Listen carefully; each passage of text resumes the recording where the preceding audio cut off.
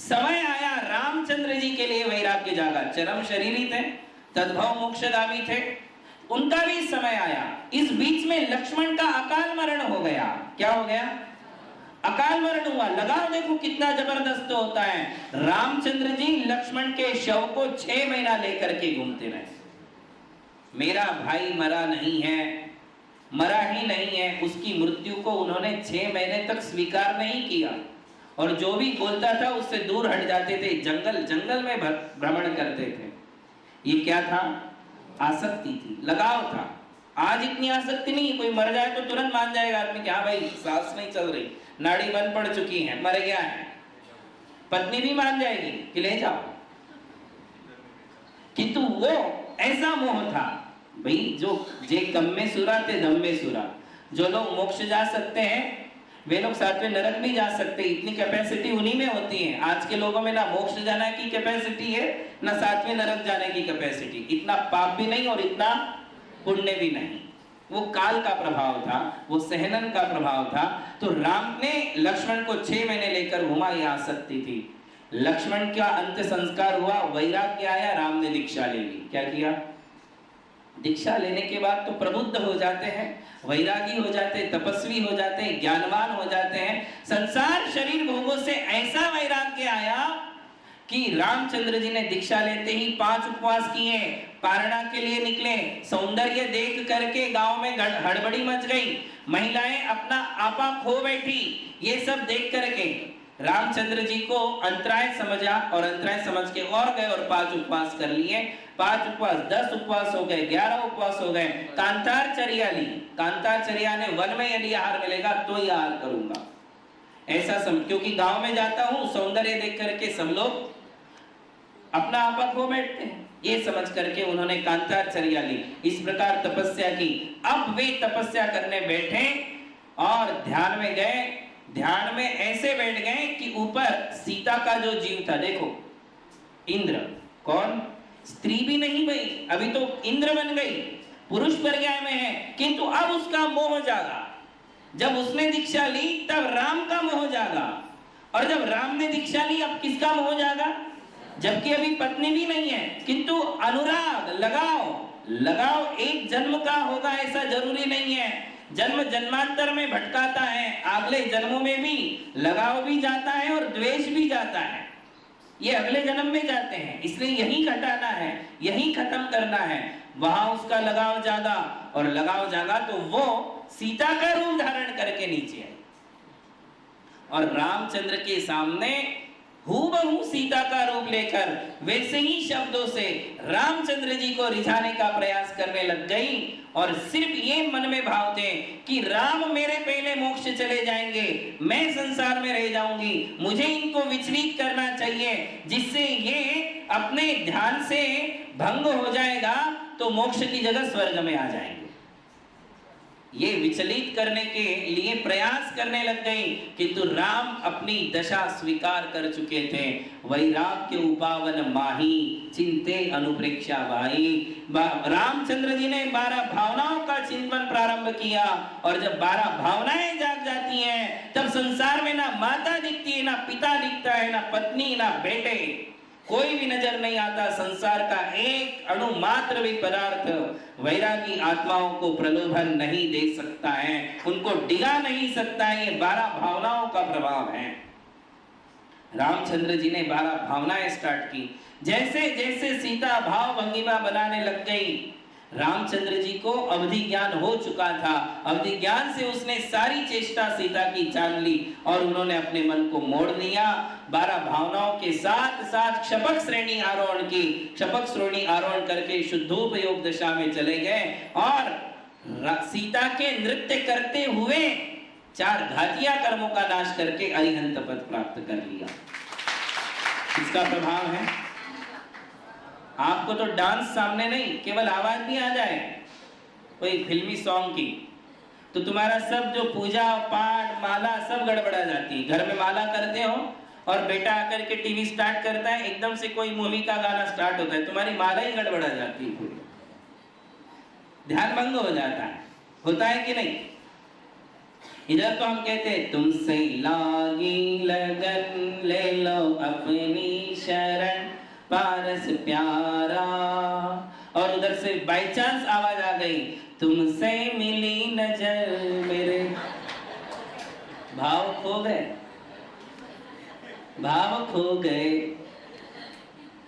क्योंकि ये भी तुमसे लागी लगन और वो तुमसे मिली नजर, इसमें सारा गड़बड़ा जाता है काम। हम शब्दों में उलझ जाते हैं, शब्दों से ही हम हमारा ध्यान खो बैठते हैं, अपना आपा खो देते हैं, धर्म से हम जो है दूर हो जाते हैं, क्योंकि हमारा मन चंचल है। कौन चंचल है? और यदि आपको पूजा में एकाग्रता पाना है, यदि आपको माला में कंसंट्रेशन चाहिए है, तो सबसे बढ़िया है 12 भावना। क्या है? पहले 12 भावना पढ़ो, फिर माला फेरो, देखो आपकी माला में मन लग जाएगा। फिर आपको अपनी माला से कोई डिगा नहीं सकता, 12 भावनाओं में इतनी शक्ति है। पहले आप किसी 12 में से एक भावना का चिंतन करके माला करने बैठ जाओ। यदि एक भावना का चिंतन भी करने बैठोगे तो भी वो एक भावना का चिंतन तुम्हें अपनी माला में इतना आनंद देगा, इतना आनंद देगा, और एकाग्र हो जाओगे। पूजा में एकाग्रता चाहिए, 12 भावना का सहारा लो। अभिषेक में एकाग्रता चाहिए, 12 भावना पढ़ लो। माला करना है, 12 भावना पढ़ लो। जो भी धर्म ध्यान में आपको अपना मन एकाग्र करना है, 12 भावना पढ़ो। 12 भावना पढ़ने से अपना मन लग जाता है, क्योंकि 12 भावना से और दूसरा लाभ होता है। पहला लाभ क्या बताया?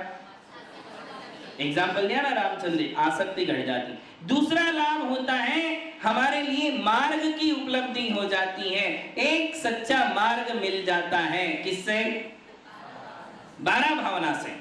जीवन जीते समय जिंदगी में अनेक रास्ते मिलते हैं, अनेक मोड़ आते हैं, किंतु हम अपना एक रास्ता तय कर लेते हैं। हम डिसीजन पे आ जाते हैं, निर्णयात्मक स्थिति में आ जाते हैं कि मेरा ये रास्ता है और मुझे इस रास्ते पे चलना है, खत्म। अब मेरे रास्ते से मुझे कोई डिगा नहीं सकता है, चाहे कुछ भी हो जाए। हम अपने रास्ते से कभी हटते नहीं है। किसके कारण?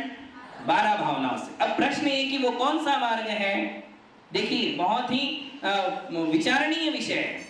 कौन सा मार्ग हमारे लिए 12 भावना से मिलता है? तो कहते हैं 12 भावना भाने से 2 रास्ते निकलते हैं। कितने रास्ते निकलते हैं? 2 रास्ते निकलते हैं। एक रास्ता निकलता है त्याग, संयम, तपस्या, ध्यान, जो मुनियों का होता है। तो हम उसे शॉर्ट में कह सकते हैं मुनि मार्ग। कौन सा मार्ग निकलता है? 12 भावनाओं का फल बता रहा हूं। 12 भावनाओं के चिंतन से 2 रास्ते निकल रहे हैं। पहला रास्ता कौन सा निकला? मुनि बनने का। इतना वैराग्य आ जाता है कि अब घर संसार में अरुचि जाग जाती है।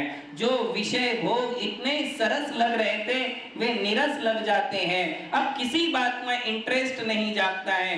खाने पीने में, देखने में, भोगने में, ओढ़ने पहनने में, मौज मस्ती में जो हमारा मन बार बार जाता था, 12 भावनाओं से जो सच्चाई समझ में आ गई, उस सच्चाई के कारण अब संसार अस्तु, अब मुझे नहीं चाहिए, ये भाव जागृत होते हैं। और त्याग, संयम लेने के भाव जागते हैं कि मुझे दीक्षा लेना है। दीक्षा लेने के जो भाव जागते हैं वो एक रास्ता है।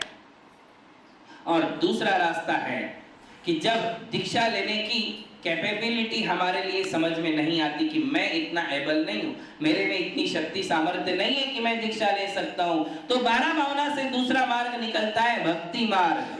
कौन सा मार्ग निकलता है? देखिए, बहुत विचारणीय विषय है, इस पर सोचिए। 2 रास्ते निकल रहे हैं, अनित्य, अशरण, संसार, एकत्व, अन्यत्व, अशुचि, आश्रव, संवर, लोक, बोधि दुर्लभ, धर्म। ये जो 12 भावनाएं हैं, 12 भावनाएं पढ़ने से क्या होता है? एक तो त्याग मार्ग अच्छा लगता है, किंतु जब त्याग मार्ग में है हम अपने आप को असमर्थ समझते हैं कि नहीं, आज मेरे से त्याग, आज मैं दीक्षा नहीं ले सकता, आज मैं परिवार को नहीं छोड़ सकता, तो दूसरा मार्ग निकलता है भक्ति मार्ग। कौन सा मार्ग? फिर वो सोचता है कि त्याग, संयम तब नहीं हो पाता है, तो मैं भक्ति में अपने मन को लगाऊंगा, त्यागियों की भक्ति करूंगा, भगवान की भक्ति करूंगा, मैं पंच परमेश्वरियों की भक्ति करूंगा, मैं पूजा आराधना करूंगा, मैं विधान पंच कल्याण करूंगा, भक्ति ही भक्ति करूंगा, आहार दान करूंगा, सेवा करूंगा। इसमें उसका मन लगता है। दूसरा रास्ता निकलता है दो के अलावा तीसरा कोई रास्ता नहीं है। 12 भावनाओं से दो ही रास्ते निकलते हैं, और वैसे भी दो ही रास्ते हैं। बताया था ना, केवली पन्नतो धम्मो मंगलम। जस्ट अपना जो टॉपिक हुआ था उसमें क्या बताया, केवली भगवान के द्वारा कहा हुआ धर्म दो प्रकार का है, एक गृहस्थ धर्म और एक मुनि धर्म। तो 12 भावनाओं के पढ़ने से क्या होता है, हम अपने अपने धर्म में मजबूत हो जाते हैं। क्या होता है, गृहस्थ अपने धर्म में मजबूत हो जाते हैं, और त्यागी व्रती मुनि अपने धर्म में दृढ़ हो जाते हैं, मजबूत हो जाते हैं। उसमें उनका समर्पण और बढ़ जाता है, श्रद्धा और बढ़ जाती है। जो काम आप कर रहे हो, जो रोज रोज आप पूजाएं कर रहे हो, जो माला पाठ आप कर रहे हैं, जो अभिषेक आप कर रहे हो, उसमें और दृढ़ता आती है, श्रद्धा बढ़ जाती है, आनंद आने लग जाता है। क्या होने लग जाएगा, आनंद आने लग जाएगा कि मैं जो कर रहा हूं, मैंने जो सोचा, मैंने जो किया, ये जो मैं कर रहा हूं ये बिल्कुल सही है, यही मुझे करना चाहिए। ये दृढ़ता जीवन में आ जाती है। नहीं करते हो तो करने लग जाओगे। जो लोग अभिषेक, पूजा, माला, सेवा, आहार ये सब नहीं कर रहे, वो उसमें लग जाएंगे 12 भावनाओं के फलस्वरूप, और जो लगे हुए हैं वो उसमें आगे बढ़ जाएंगे।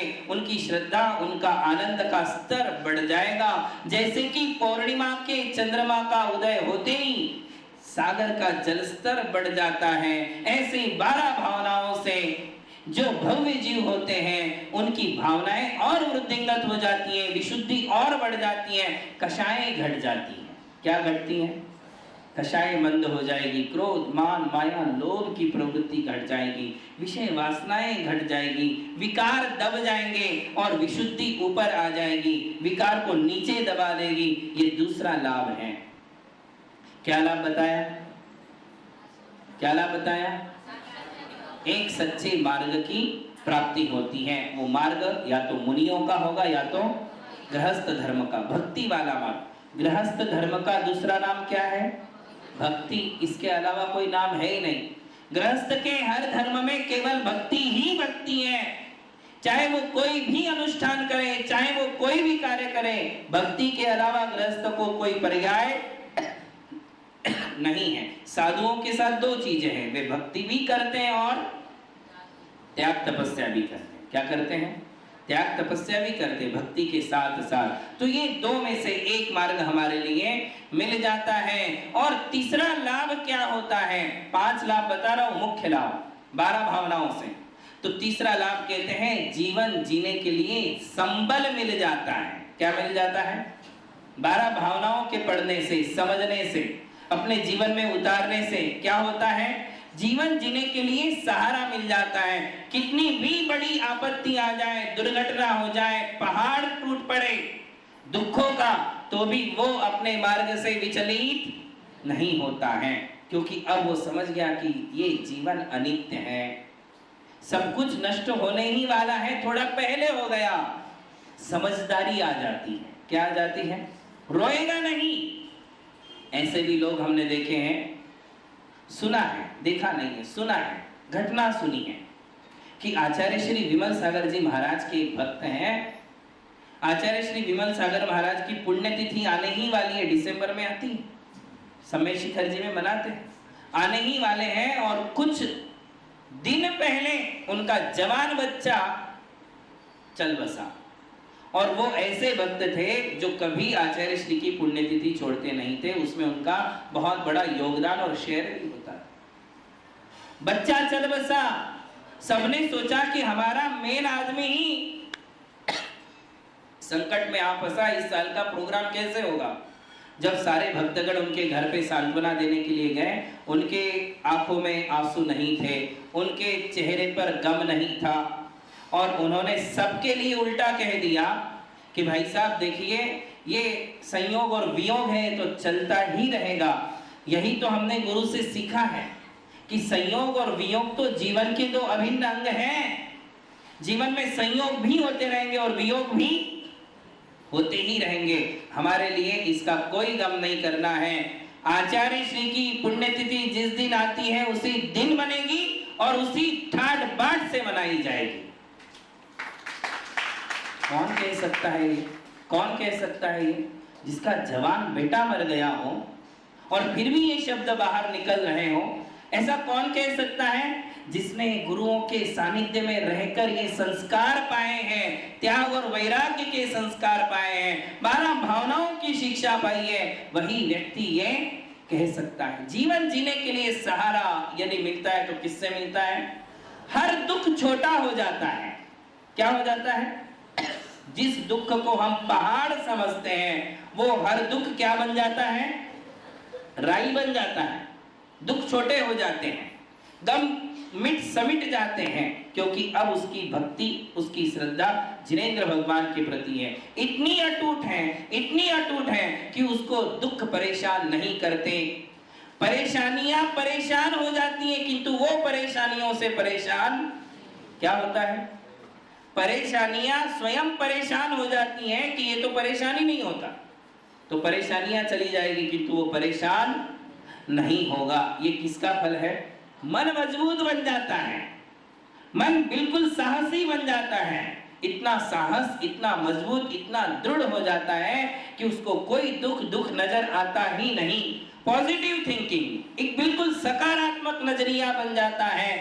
संसार की ओर, दुनिया की ओर देखने का दृष्टिकोण बदल जाता है। उसके लिए अनित्य अशरण भावनाएं समझ में आने लग जाती हैं, इसलिए उसको कोई भी दुख सताता नहीं है, अर्थात उसे जीवन जीने के लिए संबल मिलता है। ये 12 भावनाओं से होने वाला कौन सा लाभ है? तीसरा लाभ आपके लिए मैंने बताया कि 12 भावनाओं से हमारे लिए ये लाभ होता है। और चौथा लाभ होता है खाली समय का सदुपयोग करने लग जाना। कौन सा लाभ होता है? खाली समय का सदुपयोग करने लग जाना।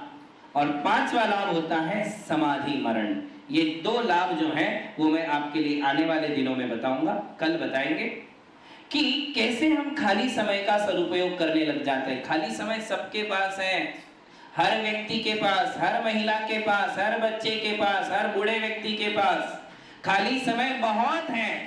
कोई ऐसा नहीं कह सकता कि मेरे पास बिल्कुल खाली समय नहीं है। यदि ना होता तो तुम सोते कैसे?